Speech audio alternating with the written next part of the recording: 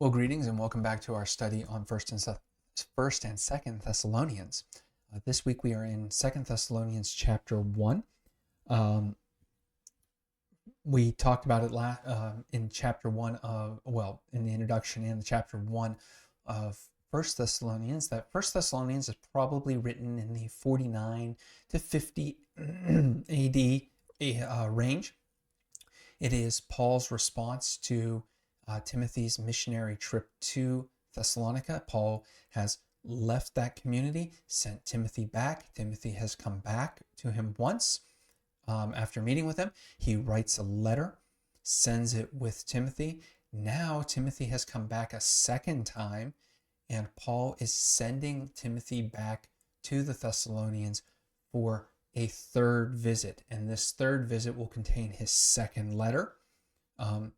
This letter really expands on a few themes that seem to still be bothering the Thessalonian community, themes from his first letter that did not quite hit with them, that Paul feels that these themes need to be addressed a lot more in different ways so that that community can come to terms with what he is trying to say to them. This letter is probably written within 6 months and probably a year of the last letter.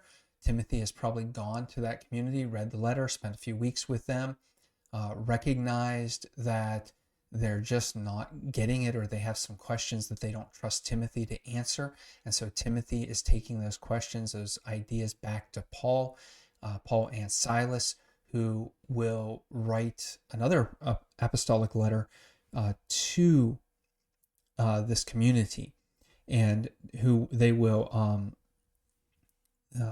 address some of these needs. And in that respect, the letter opens very similar to how First Thessalonians opens. It opens with Paul, Silas, and Timothy addressing themselves to the community. It opens with a thanksgiving. A lot of this is very similar to how First Thessalonians is written. Though we do see some differences, there are some technical differences that will show how Paul he's setting the stage for how his future letters will go, how he will begin to write, and it's we can see the evolution of Paul's introductions and openings between these letters and some of his later correspondence. The one major element of this first chapter that we should talk about is that, I guess there's two, and I'm going to skip to the end and then come back.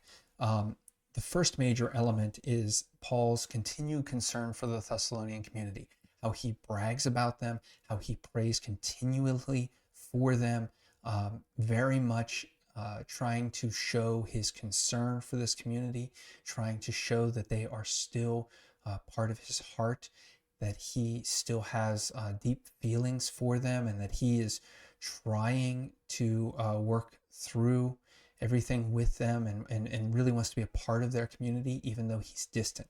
So that's the first big thing. We still see Paul's heart in this letter for the Thessalonians, constantly praying for you, constantly remembering you, constantly bragging about you. You are somebody who is important to me. That kind of language is really significant.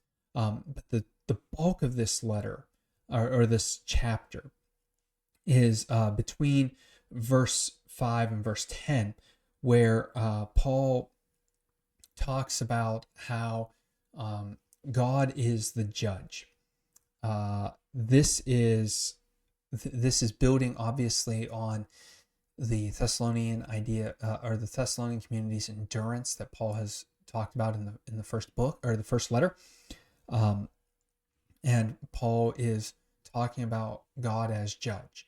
If you remember, in the first letter in chapter 2, Paul talks about how the Thessalonian community is being persecuted by those outside of the church, and Paul wants the Thessalonian church to stay strong and to remember the faith. Here he is picking up on that same theme, and he is wrapping it in what we call God's eschatological judgment. That simply means the judgment of the last days or the last times. So it's God's eternal judgment. He's wrapping everything that the Thessalonian community is facing into God's eternal judgment. And he's doing it in such a way where he's trying to show that justice will be done. One of the major themes of the Bible is that God's day, we sometimes call it God, the last day, or God's day of judgment. Sometimes it is God's day of wrath. Sometimes we use other language for this. But that day, that final judgment, what Paul wants to see, or wants us to see, is that God's final judgment is not meant to be scary or vindictive. It is meant to be something that is thrilling to those people who have tried to live just and loving lives. The reality is that for those of us who are who call ourselves Christians, who follow Jesus, or at least attempt to follow Jesus in our lives, the idea of God's judgment is meant to be a positive. It is meant to be seen as God saying not guilty to all of us, and even to those outside of the church, which is the real theme of this first chapter. The idea is not about punishment. I know many English translations, they translate these verses as God will pay back the people, or something along those lines. That is not really what Paul is trying to get at. He's using some passive verbs in an attempt to play off of the book of Isaiah and the book of Isaiah's language about the end times, in such a way where he is able to say to the Christian community, listen, these people who are outside of the church who are persecuting you, their judgment is coming too. It's not necessarily that God is going to punish them. It's that their actions, their commitment to this level of injustice has a consequence. And that consequence is that they are taken away from God to be punished. Not because God is laying down punishment or blame on them, but because their own actions, their own attitudes are leading them away from God. Their actions are leading them down the path of death, where your actions are leading you down the path of life. It is less about God enacting some penal judgment on people than it is people inheriting the natural consequences of injustice and a life lived persecuting others. It is really about, Paul wants us to see that this last judgment isn't about God handing down blows and punishment for crimes. It is about people who have led themselves astray to the point where they can't be found within God's judgment of not guilty. They're outside of that. And so the problem isn't that God is going to hand down these horrid tortures.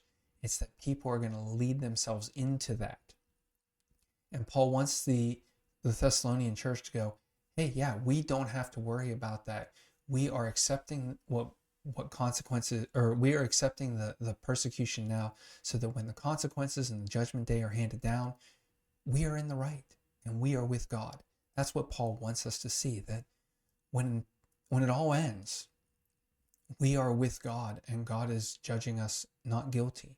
And that is the greatest thing we can ask for. I'd love to hear what you have read about this and your questions and your comments. So if you have any of those, please drop them in the chats. Let me know what you're thinking. And until we meet again, God bless.